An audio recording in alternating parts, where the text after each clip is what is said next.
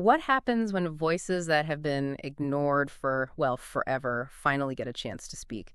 Today we're doing a deep dive into 1960s Mississippi, specifically the really complex lives of Black domestic workers. Yes. It's a world often hidden in plain sight. Exactly. We're looking at their struggles, sure, but also these quiet acts of resistance and what it meant to find their voice. And our sources for this, they're incredibly powerful. We're talking firsthand accounts. Real stories from the people who lived it. Yes, capturing these, incredibly unequal relationships between the maids and the white families they worked for. It's quite a window. You have to remember the context, right? This is the Deep South, 1960s. Segregation. Huge social upheaval. A dangerous time. Extremely. So just telling your story, your personal truth, that wasn't just talking. It was, well, it could be an act of defiance. Yeah. There are some real moments in these accounts. Definitely. So our mission today, we want to unpack how this honestly really risky book project even happened. Who were the incredibly brave women who spoke up? And what happened next? The ripples, the consequences, they were huge. Unexpected in many ways. Okay, let's get into it. Let's unpack this. Maybe we start with Aibileen Clark. Her daily life gives us such a clear picture. Yeah, working for the Leafolds. 95 cents an hour. Think about that. In this little house, she even notes this L-shaped crack in the dining table. It's so specific. Details like that really bring it home. But her main job really isn't the cleaning, is it? It's caring for May Mobley, the little girl. Yes, and the bond there is so strong. Aibileen is pouring all this affection into her. Whispering things like, you is kind, you is smart, you is important. Powerful words. Especially when you contrast it with the mother, Miss Leafold. Right, who seems so detached, leaving May Mobley crying, even spanking her for using Aibileen's, the quote, colored bathroom. That contrast tells you so much about how deep segregation ran. It wasn't just laws and signs. He was in the home. Exactly. It invaded these really intimate spaces, these relationships. It allowed or even encouraged someone like Miss Leafold to see Aibileen purely as labor, not, a person, a caregiver with feelings. And this connects to that whole bathroom issue, right? Miss Hilly Holbrook's initiative. Oh, yeah. The, quote, Home Help Sanitation Initiative.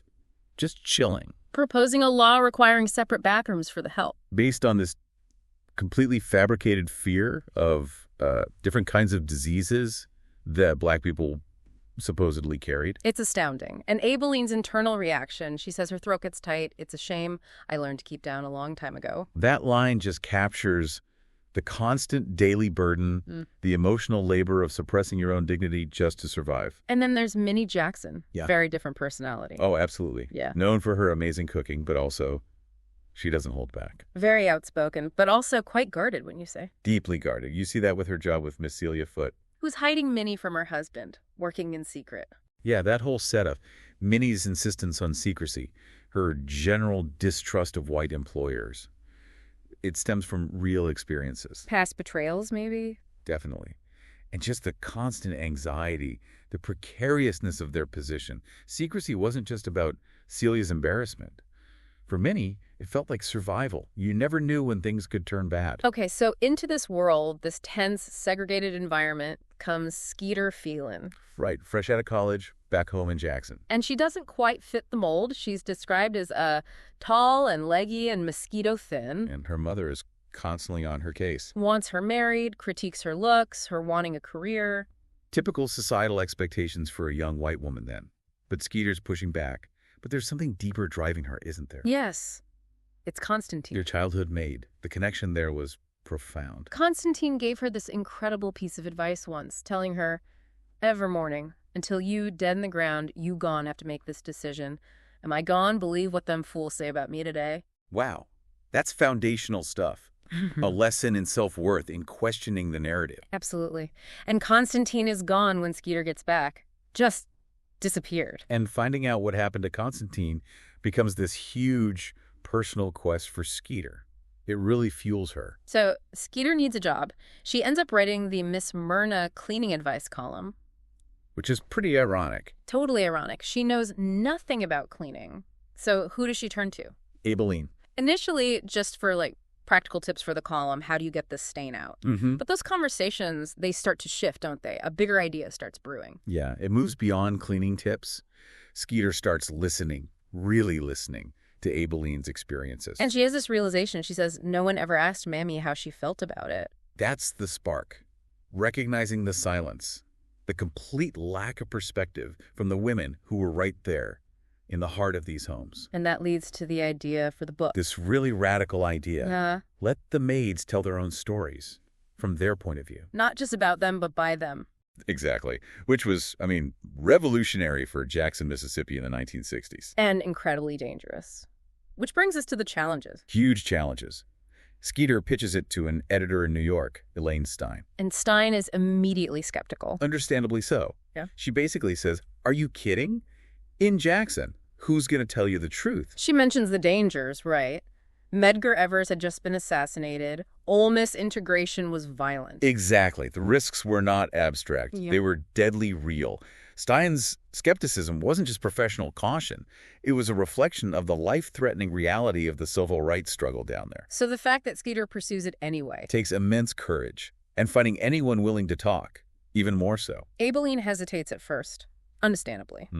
But then something happens. She hears about Robert, a young black man beaten, reportedly blinded, just for using a white restroom at a local store. That terrible incident becomes her turning point. It pushes her past her fear.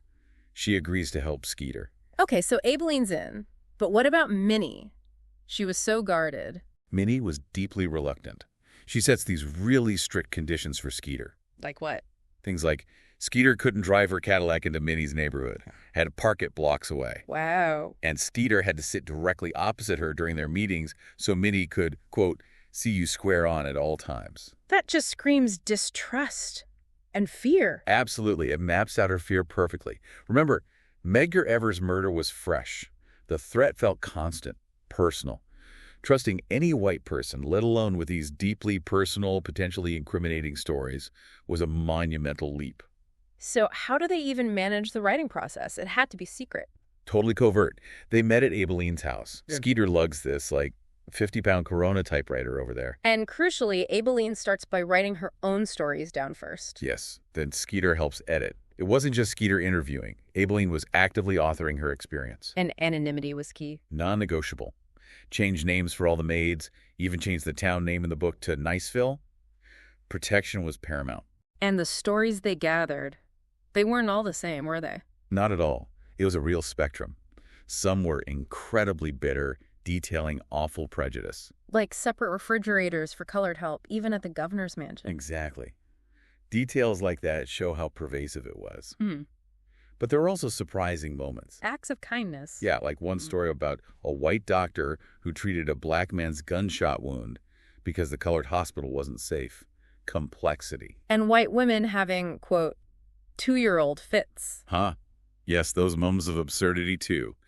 But underneath it all, the maids kept asking Skeeter, Are you sure? can I really tell a white woman this? That constant refrain shows the huge psychological barrier they had to overcome, the conditioning to stay silent. Then there's the truth about Constantine. That hit Skeeter hard. Oh, devastatingly hard. She finds out Constantine died just 3 weeks after leaving Jackson. And that Skeeter's own mother was involved in sending her away. A secret kept out of guilt. That discovery changes everything for Skeeter, doesn't it? Yeah. It makes the whole project intensely personal. It's not just about the health anymore. It's about her family's complicity. Exactly. It moves from journalism to, a moral reckoning. It deepens her resolve in a profound way. So the book gets published, just called Help. Simple title. And the impact is immediate. There's a local TV review. Yeah, very cleverly worded.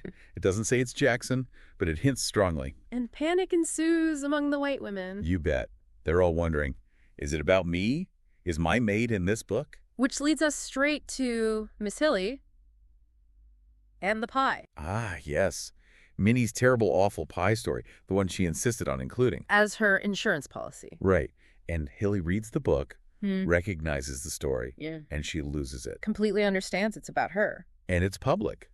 Her deepest humiliation out there for everyone to potentially figure out. So she tries to deflect, right? Spreads rumors about Celia Foote being a liar. Yeah, tries to discredit the potential source, pin it on Celia, but it backfires spectacularly. Oh, so? It just draws more attention to the pie store.